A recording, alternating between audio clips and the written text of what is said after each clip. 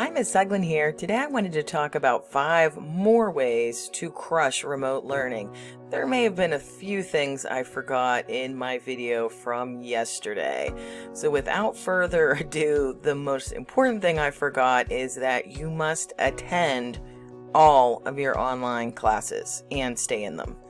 So I did mention yesterday, don't just sign into the class and then go to sleep, but you actually have to go to each class. When you're not in class, and I know some students, this might be a surprise to you, but we actually move on. We don't just wait when you're not there. So you are missing something in each class that you do not attend. Now, obviously, if there's some reason you are sick, you had a surgery, you have a funeral, there's something, a doctor's appointment that's, you have to go to, then let your teacher know beforehand and try to find out what you are missing. But basically, when there is a class, you need to be there, and you need to be there on time. I'm noticing more and more students are coming into the classes late, leaving early, just missing them entirely and trying to do the work on their own. So here's just a rule of life. You will get out of things what you put into them. So if you put no effort into your online classes, you're really not going to do well on the assessments. Okay, maybe, you might luck out on, a multiple choice test or something and not do that badly, but again, for the most part, you will fall behind and it will catch up with you. So go to your online classes on time and stay in them, and obviously stay awake. Okay, another thing that I'm noticing, you need to minimize disruptions. Sometimes when we have people on mute, there's siblings in the background, there's music going, there's TVs, and I obviously know sometimes you do not have control over that. That is not your fault. So I know you have friends, you have pets, you have parents, and you have a lot of other distractions like video games, TikTok, YouTube, things like that may be more interesting than class. However, you have to keep yourself focused on the class. When you get called on, it's pretty obvious when you have not been paying attention. So you're really wasting everybody's time when we're all waiting, and yet the question has to be repeated and you have no idea what's happening. If possible, try to get yourself a headphone, with a microphone that might help you focus and help us hear you better. If you need one, let your teacher know. I've been thinking about maybe doing a grant, trying to get headphones for students at home, because I am hearing a lot of students say, my mic is broken, I'm having this issue with sound, etc. And that does impact your online class. If you have a door that you can shut, that would be great.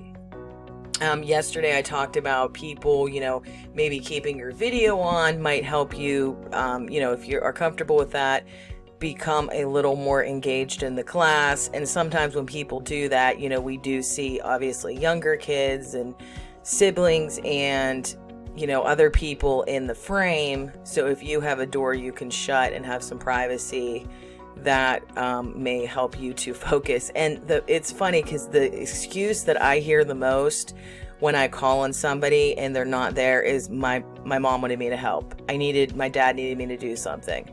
So I can understand once in a while, maybe your parents actually do need you. But again, if you are using that excuse over and over again, we are going to need to contact your parents and see what's going on, because often I hear from the other end, the parents contacting me, what can my student do to get his or her grade up? So again, I'm not saying I don't believe anybody, but once you've used that excuse, maybe you need to work out a plan like, hey, I'm in class at this time, can I help you later? 3, make a schedule. Okay, yes, you have a lot going on, but you need to know what class is when. Like we have a day 1, day 2 schedule with some of our intervention classes, keep track of what day it is, or ask, in your first period class, is it day 1 or day 2? Because we've had people miss classes because they didn't know, what day it was. And you can check your schedule on the computer. Your schedule is always there with your grades. But again, it might not hurt to make a schedule and stick, to it. And, when it's lunch, that would be the time that you should eat. We have people, again, you're at home. We do have people eating and drinking all day, but,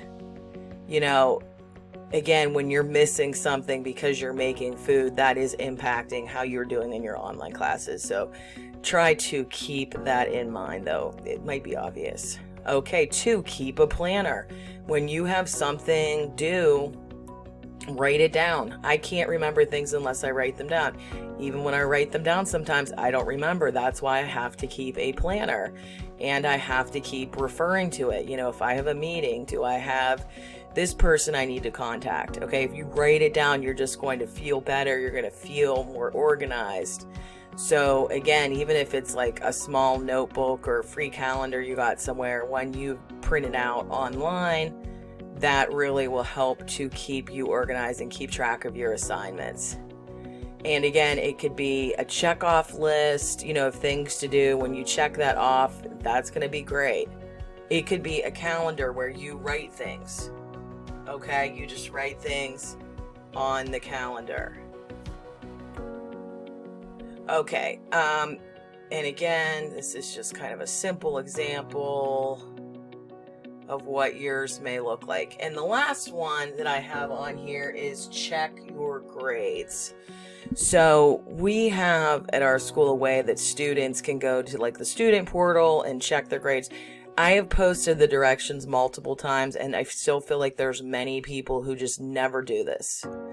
Yes, you have to go through a couple of steps to do it, but once you do it, you're going to realize it's really easy. And like the end of our quarter is on the 9th. Okay, so, people are saying, oh, what can I do to bring my grade up? You're running out of time. So you need to keep in mind what the schedule is like to see if you can make up, some of those missing assignments, because, if you wait too long, it's going to be too late.